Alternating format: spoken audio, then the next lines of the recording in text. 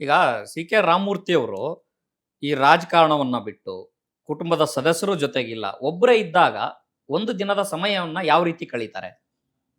ಈಗ ನೋಡಿ, ನನ್ನಲ್ಲಿ ನಮ್ಮ ಮನೆಗೆ ಬನ್ನಿ, ಹ್ಮ್ ನಾನೇ ಒಂದು ಮಿನಿ ಲೈಬ್ರರಿ ಮಾಡಿದ್ದೀನಿ. ಹ್ಮ್ ಮಿನಿ ಲೈಬ್ರರಿ ಹ್ಮ್ ಹ್ಮ್ ಹ್ಮ್ ಮನೆಗೆ ನನಗೆ ಆಸೆ, ಮನೆಗೊಬ್ಬರು ಲೈಬ್ರರಿ ಮಾಡಬೇಕು, ಮನೆಗೊಂದು ಲೈಬ್ರರಿ ಇರಬೇಕು, ಮನೆಗೊಂದು ಲೈಬ್ರರಿ. ಪುಸ್ತಕ ಇರಬೇಕು, ಹ್ಮ್ ಓದಬೇಕು. ಹ್ಮ್ ಹ್ಮ್ ಹ್ಮ್ ನಾನು ಸುಮಾರು ಕಡೆ ಏನು ಮಾಡಿದೆ, ನಾನು ಎಸ್ ಎಲ್ ಭೈರಪ್ಪನವ್ರದಂಥ ಸಾಹಿತ್ಯಗಳನ್ನ ಹ್ಮ್ ಬೇರೆ ಬೇರೆ ಇದನ್ನ ಇದನ್ನೆಲ್ಲ ನಾನು ಓದೋಷ್ಟು ನಾನು ಶುರು ಮಾಡಿದೆ. ನಾನು ಹ್ಮ್ ಹ್ಮ್ ಜನ ಯಾವ ಥರ ಇದ್ದಾರೆ ಅಂತಂತಂದರೆ, ಜನಗಳಿಗಿಂತ ರಾಜಕಾರಣಿಗಳು 96ರಲ್ಲಿ ನನ್ನ ಮೇಲೆ ಬೆದರಿಕೆ ಬರುತ್ತೆ. ಕಾರ್ಪೊರೇಟರ್ ಆಗಿ ಮುಂಚೆ ಹ್ಮ್ ಇಡೀ ನಮ್ಮ ಒಂದು ಯುವ ಸಮೂಹ ಹ್ಮ್ ಹ್ಮ್ ಮತ್ತೆ ಒಂದು ಸಂಘ ಸಂಸ್ಥೆ ನಮ್ಮ ಜೊತೆ ಇಲ್ಲ ಅಂತಂದರೆ, ಹ್ಮ್ ಎಲ್ಲೋ ಒಂದು ಕಡೆ ನಮ್ಮನ್ನು ಹ್ಮ್ ಅಲ್ಲಿ ಮುಗಿಸೋದು ರಾಜಕೀಯದಲ್ಲಿ ಮುಗಿಸೋವಂಥ ಕೆಲಸಗಳು. ಹ್ಮ್ ಯಾಕೆಂದರೆ ಅವತ್ತಿನ ಕಾಲಘಟ್ಟದಲ್ಲಿ ಕಾಂಗ್ರೆಸ್ ಸ್ಟ್ರಾಂಗು. ಹ್ಮ್ ಹ್ಮ್ ಹ್ಮ್ ಇಡೀ ಬೆಂಗಳೂರಿನಲ್ಲಿ ನಾವು 26 ಕಾರ್ಪೊರೇಟರ್ ಗೆದ್ದಿದ್ದು. ಹ್ಮ್ ಆವಾಗ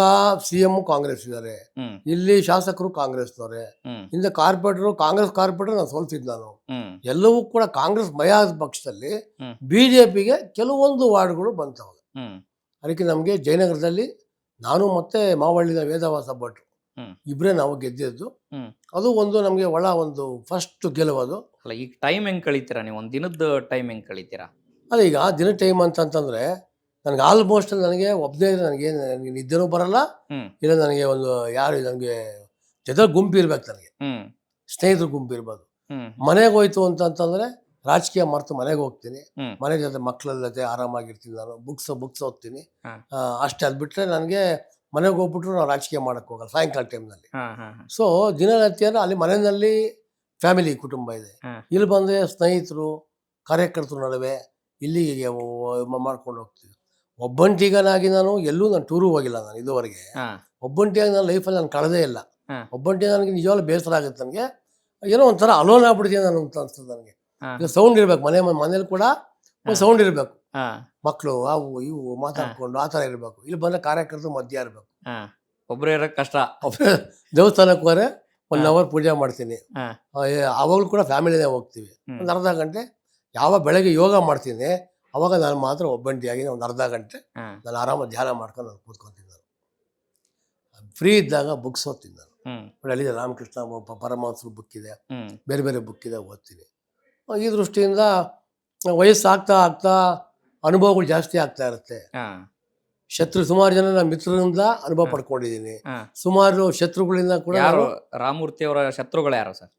ಅಲ್ಲ, ಶತ್ರುಗಳು ಯಾರು ಅಂತಂತಂದರೆ, ನಮ್ಮಲ್ಲಿ ಇವಾಗ ಕಾಂಗ್ರೆಸ್ಸಲ್ಲೂ ಮಿತ್ರರಿದ್ದಾರೆ, ಕಾಂಗ್ರೆಸ್ಸಲ್ಲೂ ಶತ್ರುಗಳಿದ್ದಾರೆ, ಹ್ಮ್. BJPಯಲ್ಲೂ ಮಿತ್ರರಿದ್ದಾರೆ. ಬಿಜೆಪಿಯಲ್ಲಿರುವ ಶತ್ರುಗಳು ಯಾರು? BJPನಲ್ಲಿ ಶತ್ರುಗಳು ಯಾರಿಲ್ಲ, ಇತರ ಶತ್ರುಗಳು ಇರ್ತಾರೆ ಹೊರತು. ಅದೇ ಆ ಇಷ್ಟ ಶತ್ರುಗಳು ಯಾರು? ಇರ್ತಾರೆ, ಈಗ ಇರ್ತಾರೆ, ಶತ್ರುಗಳು ಯಾರು ಇರಲ್ಲ. ಹಾ ಹಾ ಶತ್ರುಗಳು ಎದುರುಗಡೆ ಇರ್ತಾರೆ, ಹಾ.